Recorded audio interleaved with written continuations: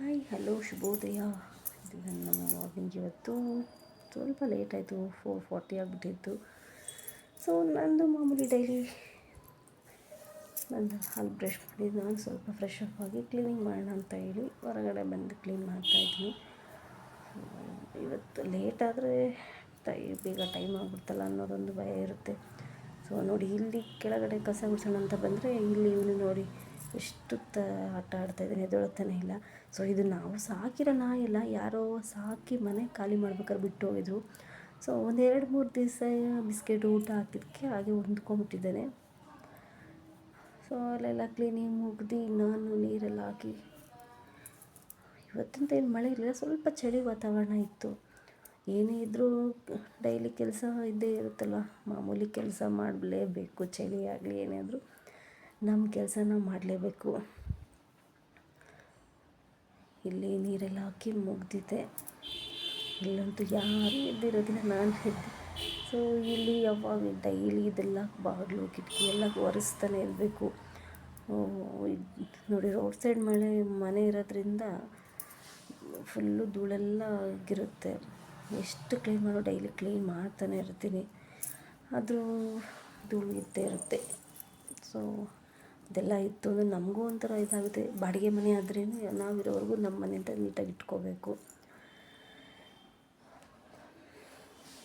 ಇಲ್ಲಿ ಕ್ಲೀನಿಂಗ್ ಎಲ್ಲ ಮುಗಿದು ತುಳಸಿ ಹತ್ರ ಎಲ್ಲ ಕ್ಲೀನ್ ಮಾಡಿ ಮಾಮೂಲಿ ನಾನು ರೆಗ್ಯುಲರಾಗಿ ಅರಿಶಿನ ಕುಂಕುಮ ಎಲ್ಲ ಇಟ್ಟು ತುಳಸಿ ಹತ್ರ ರಂಗೋಲಿ ಹಾಕಿ, ಸೊ ಯಾವಾಗಲೂ ಒಂದು ಎಳೆಯಲ್ಲಿ ಹಾಕ್ತಿದ್ದೆ, ಇವತ್ತು 2 ಎಳೆಯಲ್ಲಿ ಹಾಕೋಣ ಅಂತ ಹೇಳಿಬಿಟ್ಟು 2 ಎಳೆ ಹಾಕಿದ್ದೀನಿ. ಸ್ವಲ್ಪ ಜಾಗ ಚಿಕ್ಕದು, ಒಂದು ಎಳೆಲೆ ಹಾಕ್ತಿದ್ದೆ, ಜಾಗ ಚಿಕ್ಕದ್ರಿಂದ ನೋಡೋಣ ಇವತ್ತು ಅಂದ್ಬಿಟ್ಟು 2 ಎಳೆಲ್ಲ ಹಾಕಿದೆ. ಇಲ್ಲಿ ತುಳಸಿ ಹತ್ರ ಎಲ್ಲ ಕ್ಲೀನ್ ಮಾಡಿ ಹೊಸ್ಲಿಗೆ ಅರಿಶಿನ ಕುಂಕುಮ ಎಲ್ಲ ಇಡೋಣ ಅಂತ ಬಂದಿದ್ದೀನಿ. 4:30ಗೆ ಎದ್ದರೂ ಇದೆಲ್ಲ ಕ್ಲೀನ್ ಮಾಡಿ ಮುಗಿಸೋಷ್ಟು ಟೈಮ್ ಆಗಿಬಿಡುತ್ತೆ. 5:15 5:20 ಆಗೇ ಬಿಡುತ್ತೆ. ಸೊ ಎಷ್ಟು ಬೇಗ ಮಾಡಿದ್ರು ಎಲ್ಲ ಕ್ಲೀನಿಂಗ್ ಮಾಡೋಷ್ಟು ಟೈಮ್ ಅಂತೂ ಎಷ್ಟೆಷ್ಟು ಬೇಗ ಆಗ್ತಾಯಿರುತ್ತೆ ಅಂತ. ಸೊ ನಾನು ಇದೆಲ್ಲ ಕ್ಲೀನ್ ಮಾಡಿ ಮುಗಿಸಿ ಒಳಗಡೆ ಟಿಫನ್ ತಿಂಡಿಗೆಲ್ಲ ರೆಡಿ ಮಾಡಿಟ್ಟು ಮತ್ತು ಅವರನ್ನು ಎಬ್ಬರಿಸಿ, ನಾವಂತೂ ನಮ್ಮ ಕೆಲಸ ನಾವೇ ಮಾಡ್ಕೊತಿದ್ದು. ನಾವು ಸ್ಕೂಲು ಕಾಲೇಜಿಗೆ ಹೋಗ್ಬೇಕಾದ್ರೆ ನಾವು ಯಾರ ಮೇಲೂ ಡಿಪೆಂಡ್ ಆಗಿಲ್ಲ.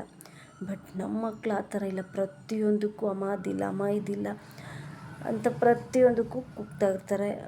ಸೊ ಬೆಳಗ್ಗೆ ಟೈಮು ಕೋಪ ಮಾಡ್ಕೊಳ್ಳೋಂಗೂ ಇಲ್ಲ, ಬಿಡೋಂಗೂ ಇಲ್ಲ.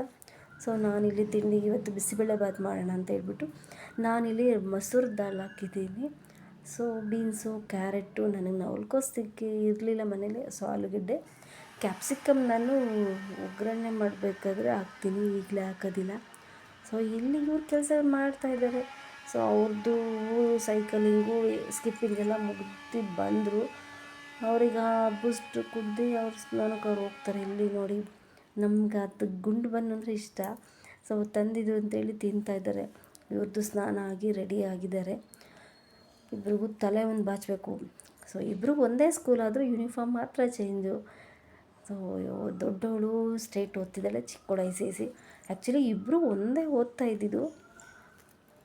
ದೊಡ್ಡವಳು ನಮ್ಮ ಅಮ್ಮಗೆ ಟಫ್ ಆಯಿತು ಅಂತ ಹೇಳಿ ಸ್ಟ್ರೇಟಿಗೆ ಹಾಕಿದ್ದೀವಿ. ಸೊ ಇಲ್ಲಿ ಈರುಳ್ಳಿ, ಟೊಮೆಟೊ ಮತ್ತು ಸ್ವಲ್ಪ ಕರಿಬೇವು, ಆಮೇಲೆ ಬೆಳ್ಳುಳ್ಳಿ ಎಲ್ಲ ಒಗ್ಗರಣೆ ಮಾಡಿ, ಕ್ಯಾಪ್ಸಿಕಮ್ಮು ನಾನು ಇದೇ ಒಗ್ಗರಣೆ ಮಾಡ್ಬೇಕಾದ್ರೆ ಹಾಕ್ತೀನಿ.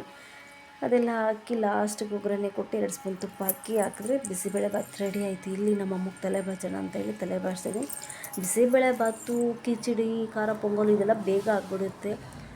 ಸೊ ಇಲ್ಲಿ ಇವಳಿಗೆ ತಲೆ ಬಾಚ್ತಾಯಿದ್ದೀನಿ.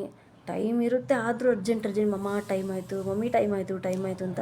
ಸೊ ಟೈಮ್ ಆಗುತ್ತೋ ಏನೋ ಗೊತ್ತಿಲ್ಲ, ಬಟ್ ಇವ್ರು ಕೂಡ ಟಾರ್ಚರ್ಗಂತೂ ಫಸ್ಟು ಇವ್ರನ್ನ ಸ್ಕೂಲಿಗೆ ಕಳಿಸ್ಬಿಡೋಣ ಅನ್ನಿಸುತ್ತೆ.